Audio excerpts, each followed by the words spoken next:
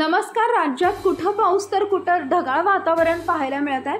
काही भागात जोरदार पाऊस कोसळताना दिसत आहे, तर काही ठिकाणी अद्याप लोक पावसाच्या प्रतीक्षेत आहेत। दरम्यान आजही राज्यात मुसळधार पाऊस पडण्याचा अंदाज हवामान विभागानं वर्तवलाय। हवामान विभागानं दिलेल्या माहितीनुसार आज काही भागात पावसाचा ऑरेंज अलर्ट जारी करण्यात आलाय, तर काही ठिकाणी येलो अलर्ट देण्यात आलाय।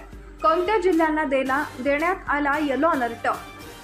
हवामान विभागानं दिलेल्या माहितीनुसार आज राज्यातील सिंधुदुर्ग, कोल्हापूर आणि सातारा या 3 जिल्ह्यांना पावसाचा ऑरेंज अलर्ट जारी करण्यात आलाय। या भागात आज अतिमुसळधार पावसाचा इशारा देण्यात आलाय। त्याचबरोबर मुंबईसह ठाणे, पालघर, रायगड, रत्नागिरी, पुणे आणि नाशिक या जिल्ह्यांमध्ये पावसाचा येलो अलर्ट जारी करण्यात आलाय। तसेच विदर्भातील चंद्रपूर, गडचिरोली, भंडारा, गोंदिया, यवतमाळ आणि वर्धा या जिल्ह्यांमध्ये पावसाचा येलो अलर्ट जारी करण्यात आला आहे।